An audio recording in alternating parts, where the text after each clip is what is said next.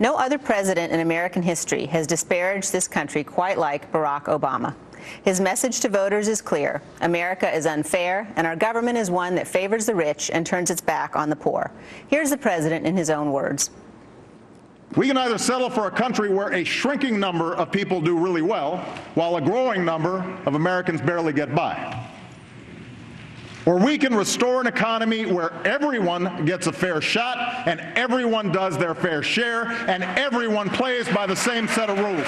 Fair play and shared responsibility will help protect our people and our economy. Pay our fair share of taxes. Paying my fair share of taxes. Paying my fair share of taxes. If everybody is getting a fair shot, everybody has a chance to do better.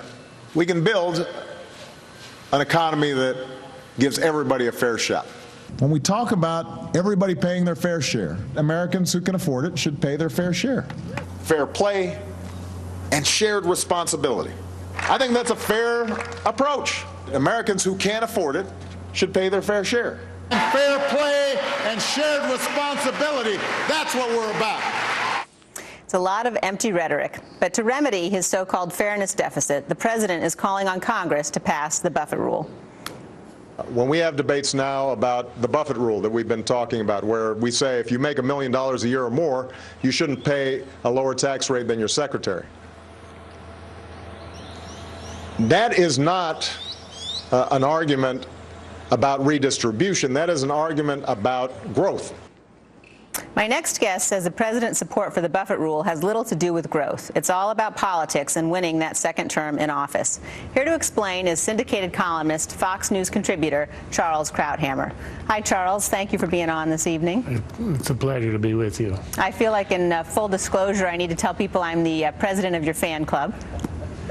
Well, that's great. I appreciate that very much. I hope that the Swiss bank is paying your annual salary regularly the way it should. Well, thank you. I appreciate it. We're small, but we're quality. So, exactly. Charles, this issue of fairness in the Buffett rule, the president has gone even farther. We've actually got a quote from last September we can put up on the screen where he claims essentially that the basic principle of fairness, by which he means the Buffett rule, if applied to our tax code, could raise enough money that not only do we pay for our jobs, but we also stabilize our debt and deficits for the next decade. Sounds really incredible. Well, it is. It's literally incredible. It's almost an embarrassment. It's so shameless. If you were to collect the Buffett tax for the next 250 years, that's longer than the life of this republic, you will not have covered the deficit, Obama's deficit for 2011. You collect it for another 250 years, so we're now at the year 2612, and you've covered 2011 and 2012, and you need to cover only 498 other years of deficits. This is a preposterous statement, and he knows it. And also on growth, it's equally deceptive. What the tax essentially is, it's a doubling of the capital gains tax. It's disguised, but that's the reason why the Buffett rates are lower. It's at a capital gains rate, and it's lower than the rate for normal income, so he doubles it. Now, the reason that that's not a good idea is because when you double the rate, you actually decrease the amount that the Treasury receives. And you decrease the growth because you're shrinking the pool of capital that's out there that people can invest and hire other people. The reason that we had an economic boom after the Kennedy tax cuts and the Reagan cuts 20 years later is precisely that they cut rates, and particularly that they cut capital gains rates.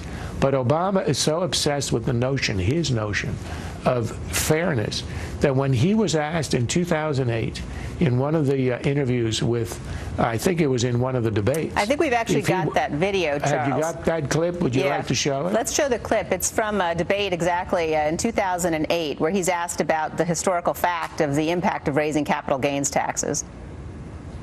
Actually, Bill Clinton in 1997 signed legislation that dropped the capital gains tax to 20%. Right. And George Bush has taken it down to 15%. Right. And in each instance, when the rate dropped, revenues from the tax increased. The government took in more money. And in the 1980s, when the tax was increased to 28%, the revenues went down. So why raise it at all, especially given the fact that 100 million people in this country own stock and would be affected?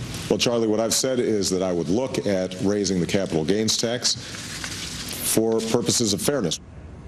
So he really seems not to care that, in fact, it's going to have a negative impact on revenue.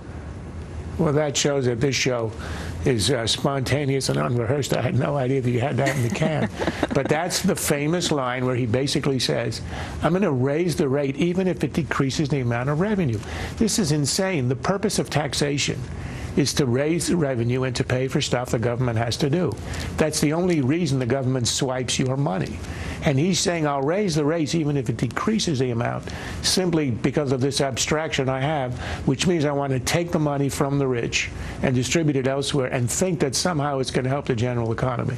It makes no sense. And look, what's the reason he's doing all this? It's a misdirection play. It's a way to have the shiny object. He doesn't want to talk about what he's done. He's had the longest over 8% unemployment since the Great Depression.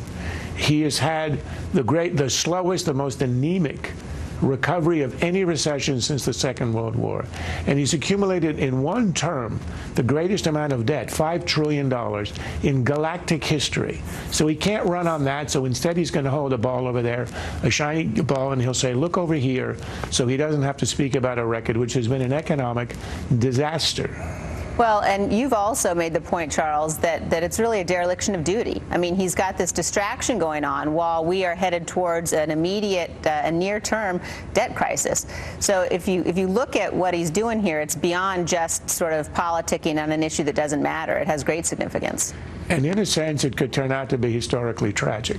We have one leg up on the Europeans, who are way ahead of us in the entitlement state syndrome. They are already in a debt explosion. We have a few years ahead of us because we are still less of an entitlement state, precious years. Obama himself has spoken about this, how this rate of debt is unsustainable. What does he do? He appoints a commission. Then he completely ignores its recommendations. The Republicans have stuck their necks out, have gone out on a limb, proposing a budget, the Ryan budget, which will actually cut spending, lower tax rates while broadening the base by cutting exemptions, and does entitlement reform, which everyone understands is where the money is and will save our economy. Obama has not done a thing on any of that.